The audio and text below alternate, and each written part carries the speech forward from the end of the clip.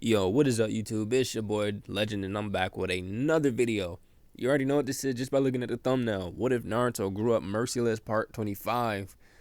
Now, if you guys like the video, make sure you hit that like button, subscribe while you're at it. But without further ado, let's just get into this intro so we can start this what if.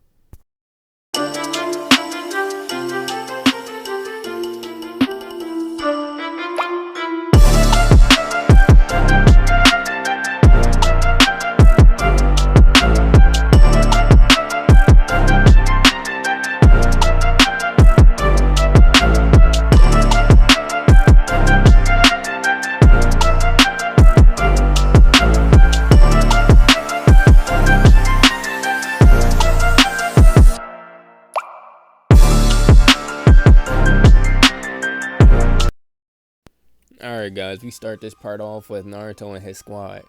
They sat by a campfire next to a shivering Kakashi. A few hours ago, they all destroyed one outpost belonging to Kumo. Now they had 4 more to go. But soon, it would be 3 more. Currently, Naruto had Yu-Gi-Oh, Sai, and Guy dealing with another outpost at the current moment. Naruto then heard a twig snap behind him as he turned and pulled the kunai. It was only Guy, Sai, and Yu-Gi-Oh. They just returned from destroying said outpost. Naruto looked at Sai. "You look like shit." Sai was very pale, paler than usual. Yu-Gi-Oh spoke up. He played the key role in destroying the outpost with his ink jutsus, so he's pretty low on chakra at the moment. Guy then spoke. "How's he?" Guy didn't speak nothing about youth, just the simple question. Kakashi gave an eye smile before sitting up. "He's a lot better, safe from getting hypothermia. His internal temperature is back to normal, but his external temperature is still low. If I knew fire ninjutsu, this wouldn't be a problem."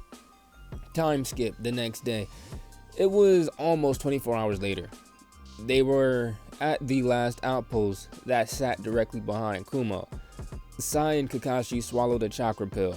Sai then drew on his scroll and hopped onto a massive ink bird, and Kakashi left in a swirling vortex.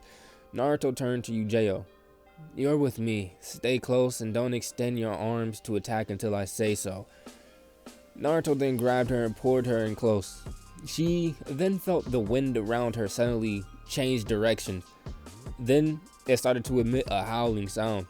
The two started to walk calmly through the front gate, drawing everyone's attention. They were attacked immediately. Lightning jutsus were thrown at them, but to Yu-Gi-Oh's surprise, they dissipated within 10 feet away from them. Naruto had set up a wind barrier that made a dome. It was made of many small wind blades, almost like the Rasen Shuriken. Naruto and Yu-Gi-Oh looked up to see Sai on a bird, and Kakashi vanishing on top of a building that acted as a command center of the outpost. Naruto felt Guy release his gates from the opposite side of the outpost, and soon he saw a white and black tiger rampaging through the streets. Guy said he can consistently use Hiradora for 5 minutes in the 6th gate before getting winded. Sai's covering Guy from above. Kakashi is taking out the command center. Our job is to make less work for Guy. Naruto dropped the barrier and the two vanished. Time skip 7 hours later. Naruto and his squad returned back to Konoha. They were exhausted. Well, not really Naruto. He was a bit fatigued, but nothing much thanks to his immense chakra reserves. Guy's body was on fire. His bones felt as fragile as glass.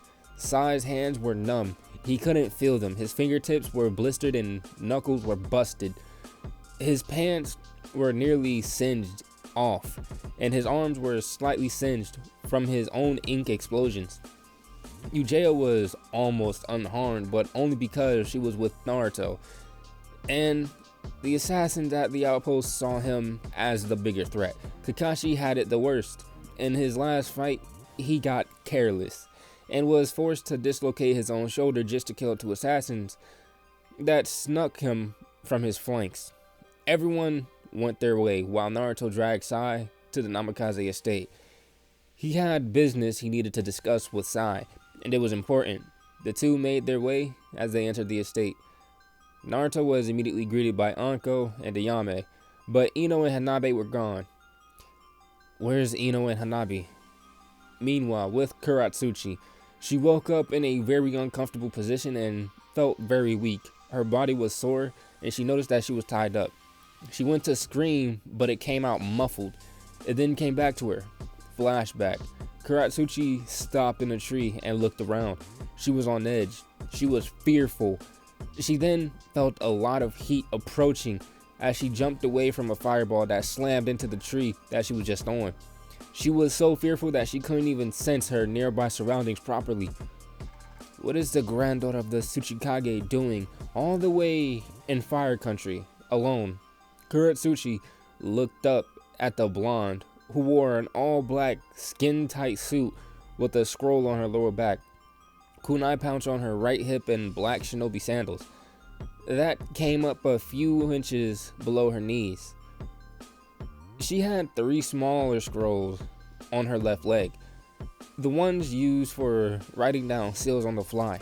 Kuratsuchi saw the blonde, and she was less nervous, and her arrogance started to show. How stereotypical, fangirl looking to play the active ninja, that she resorts to what people used to assume that they dress like. You have the chakra reserves of a high tuning, but you expect to fight me. The naivety of people. Ino only looked down at her, not with a glare, but a look of indifference, her cold blue eyes assessing Kuratsuchi. It was a look she adopted from her fiance, Naruto. The look just unnerved Kuratsuchi. Ino then dissolved into lavender rose petals, and Kuratsuchi flared her chakra. She turned to see a fist coming at her as she blocked it and went to backhand Ino, but she had quickly jumped back as Ino spit a senbon from her mouth. If that's the best you can do, girlie, then just let me kill you now. You're far out of your league. Ino moved forward, grabbing a scroll from her left hip. First, I need to take her arms away from her so she can't weave any hand signs, thought Ino. Kuratsuchi rushed forward, pulling a kunai. She didn't have to waste chakra on this wannabe. Ino threw the scroll, and Kuratsuchi went to slap it away, but the moment her hand made contact with it, it exploded, as nothing but steaming water erupted.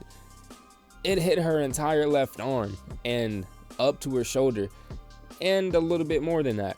Her skin started to burn and blister as welts started to form, turning her arm a red color.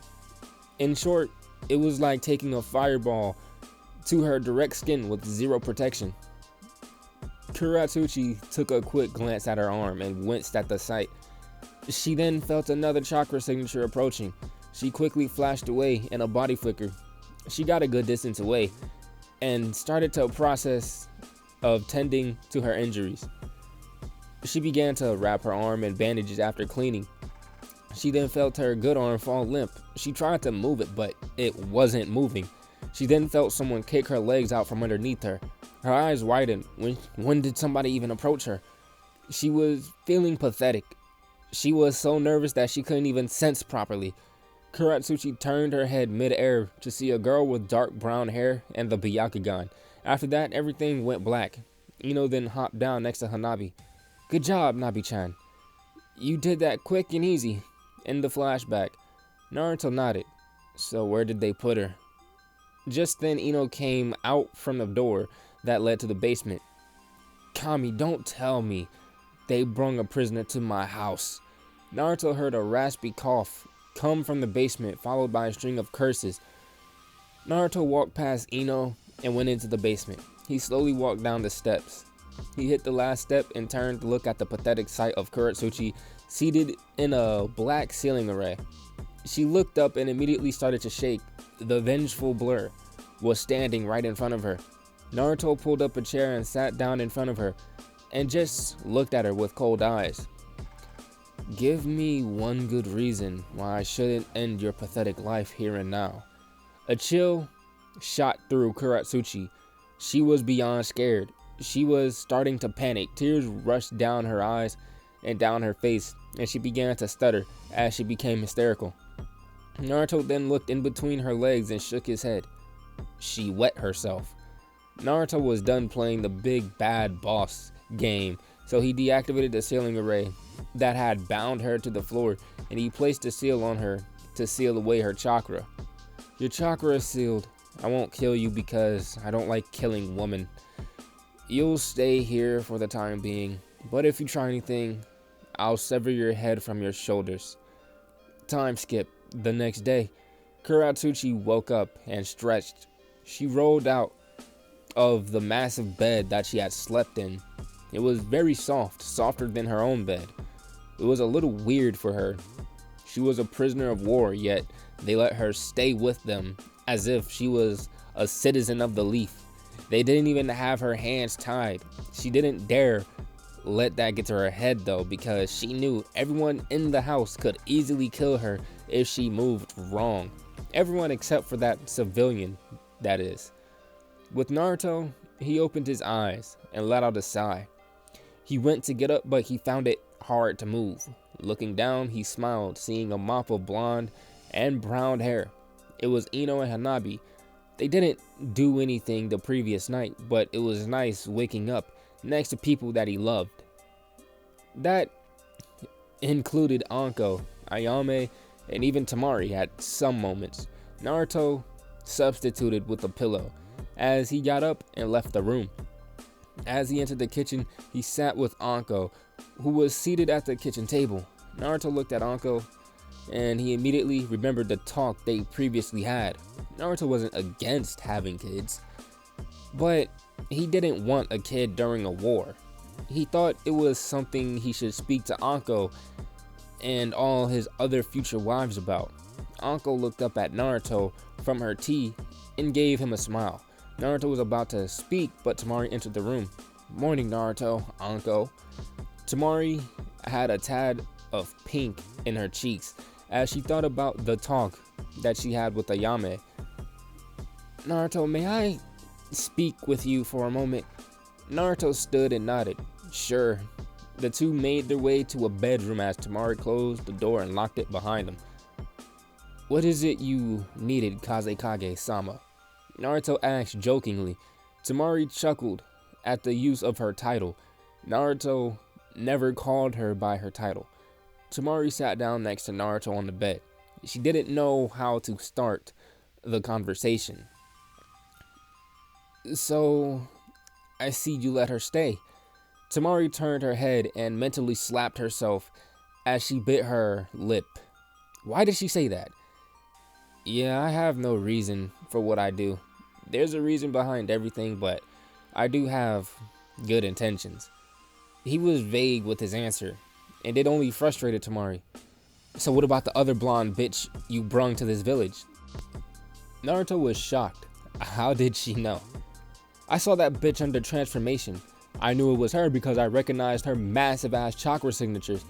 The only reason why I didn't attack her is because I didn't need to start a scene in an ally village. So why exactly did you bring them here when they were both there? Naruto wasn't expecting this, but he could tell this wasn't what she really wanted to talk about. All I want is peace, but with the current leaders of the Stone and Kumo, that won't happen. I plan to put these two in charge of the villages when this war is over, of course. That's why I gave them such good hospitality. They would have no choice but to remember how they were treated here. Temari had to admit it made perfect sense in a way. Temari, what's the real reason you locked me in here with you? I know that's not what you really wanted to talk about. Temari turned her head as her face turned red and she bit her lip. She then spoke. You. Me? Yes. And me. So, us. Yes. Temari finally turned and looked at Naruto. His blue eyes drilled holes into her green ones, making her face flush a little as she stuttered. Nothing bad. I just wanted to talk. Naruto placed his hand over her mouth with a sigh. Why the hell was she stuttering like Hinata? He had an idea, but nah. She wouldn't. Nah. It couldn't be. Just nah.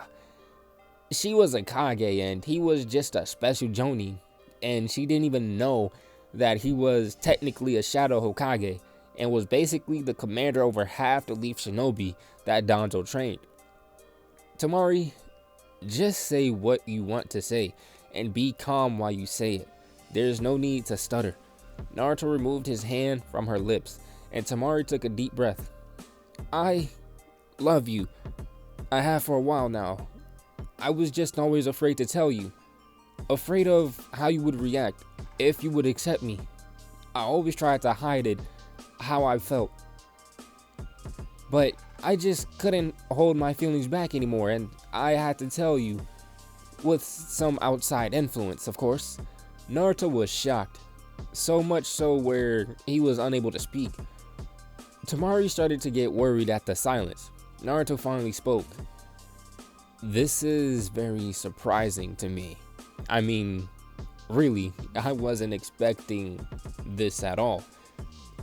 Tamari, you are indeed very attractive and very desirable, but you deserve someone better than me. Someone you wouldn't have to share.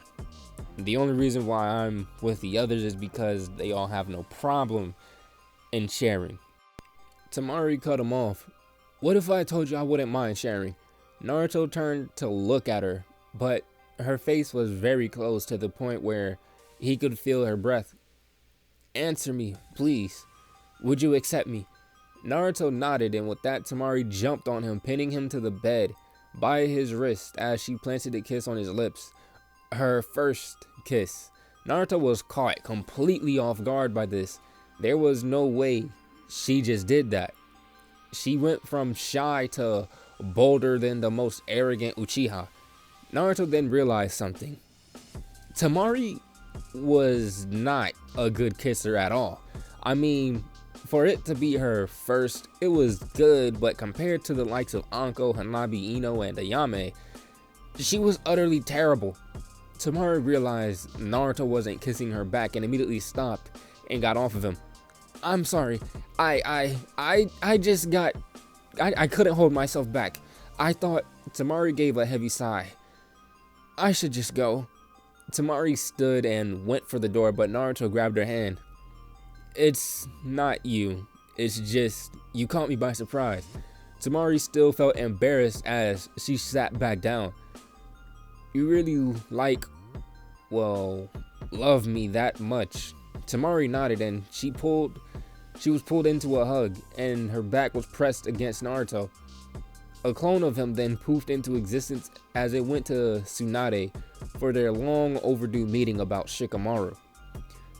Tamari, what were you planning to do after that kiss? She blushed and turned her head and Naruto chuckled. Tamari, if we do go through with it, can I take the lead? She gave a small nod, and with that, Naruto laid her down on the bed as they looked at each other. Lesson 1. Learn when and when not to use tongue in a kiss. When to give a wet or dry kiss. When to be clean or sloppy with it. And when to be gentle or rough. Naruto leaned down closer to Tamari. Just follow my lead.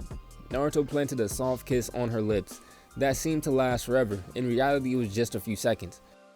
Naruto drew back in as the two slowly made out, giving gentle, soft kisses filled with passion. Naruto's hands slowly started to roam Tamari's body as they landed on her waist and slowly worked their way up, taking small detours as they went around her back to hold her. The two pulled away as Tamari panted a little. Lesson 2. If it's someone you care for, always do foreplay. It makes the later experience more enjoyable on both sides. Naruto leaned down and started to kiss and suck on her neck while he pulled Tamari on top of him being on his knees and she straddling him with his right hand that sat firmly on her ass and left hand that explored and teased her body. Tamari shuddered a bit as his hand reached into her shirt and undid her bra strap. Well, she wasn't going to let him be the only one doing all the work. Naruto then felt his shirt violently leave his body. Not like it was being pulled off. No. Tamari used her Winjutsu to get his shirt off. Naruto stopped and blinked as he looked at Tamari, who ground her crotch onto his forming tent.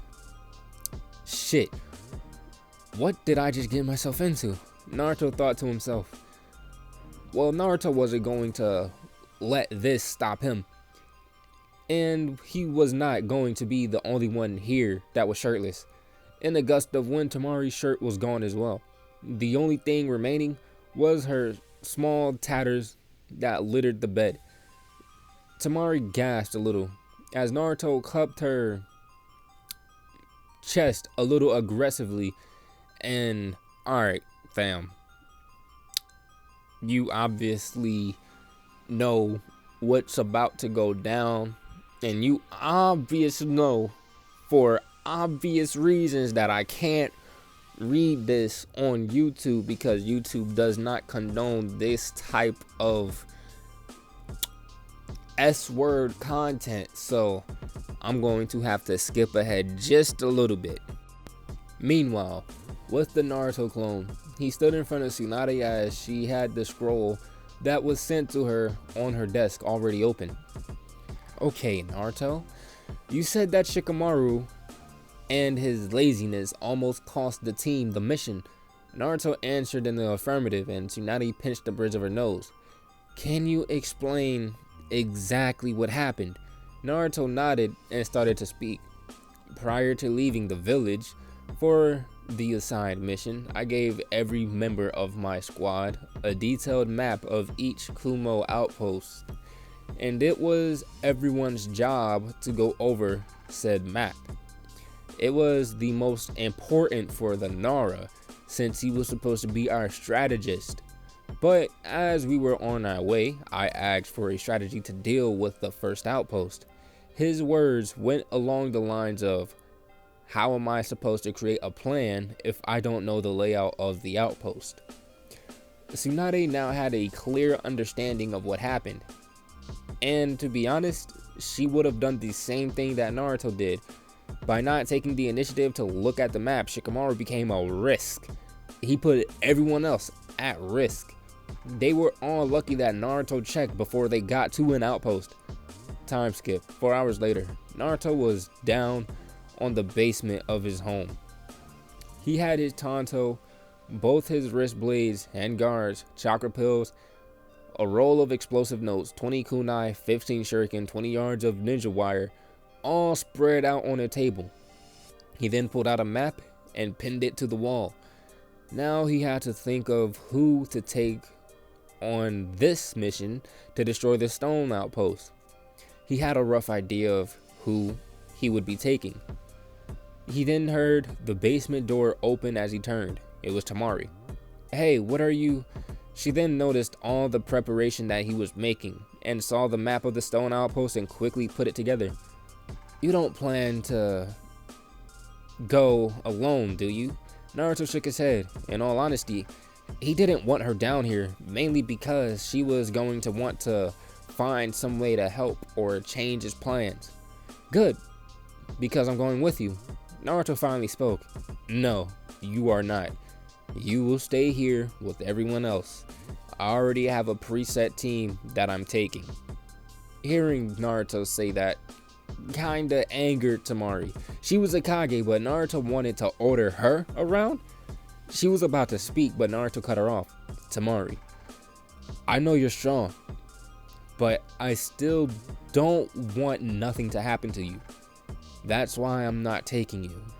I wouldn't even take Anko, Ino, or Hanabi simply because I care too much, and if something were to happen, I don't know what I would do.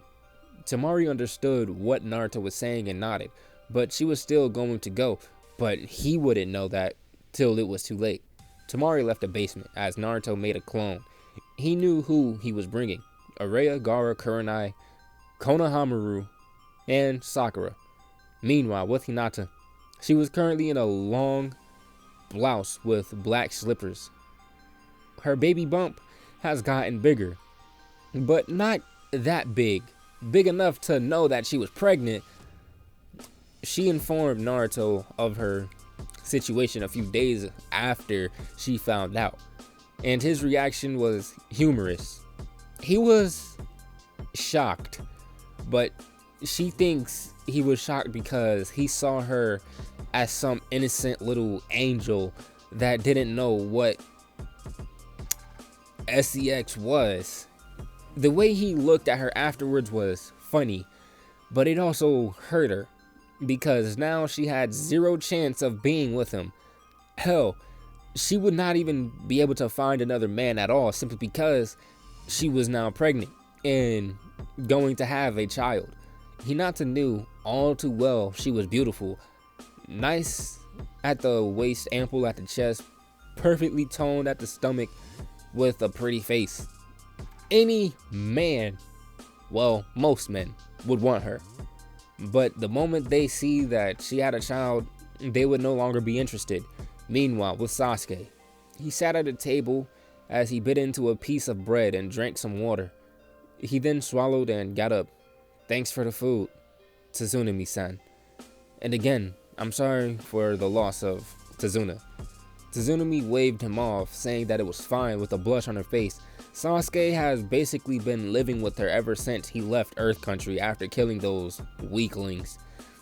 Sasuke then went to take a shower. As he went to the bathroom, he ran the water as he got it all hot as he removed the clothes and entered. He stood under the water and let it soak his hair as the water ran down his body. The door to the bathroom then opened, but Sasuke didn't hear it. Tazunami then began to undress as she slid the shower door open. Sasuke heard this and his eyes snapped open. His Sharingan spun to life as he turned with a bar of soap, ready to beat the person who snuck up on him. He then froze as he saw who it was. "Tazunami, what are..." She covered his mouth, shutting him up. Sasuke couldn't believe how bold this woman was. To him, it made her a lot more attractive than what she already was. "Sasuke, this may be sudden to you, but I haven't felt a man in years. And when Dad died, it only made things worse on me and Inari. I don't want him to grow up faster than he needs to, but trying to constantly wear a mask saying everything is fine is stressful. So I was wondering if you would be able to get rid of some of this stress." At this point, Sasuke was fully bricked, and his brickness was now rubbing against the snatch of the smaller woman that held him to the wall. In an instant, Sasuke moved and had Tazunami up against the opposite wall as he held her up by her thighs as the two made out furiously. Sasuke always thought that she was attractive, but he wouldn't just make a move on her. But she made it easy as this time she had came on to him. But guys, we're going to end it off right there. If you guys enjoyed the video, make sure to hit that like button, subscribe while you're at it. And I know that I haven't uploaded this particular series in a long while. But for those that don't know what this series is, go back and rewatch the series starting from part 1. And those that do remember what this series is and you want to recap, just go back to part 24 and then watch this one. But I'm out and I'll see you guys in the next one. Peace.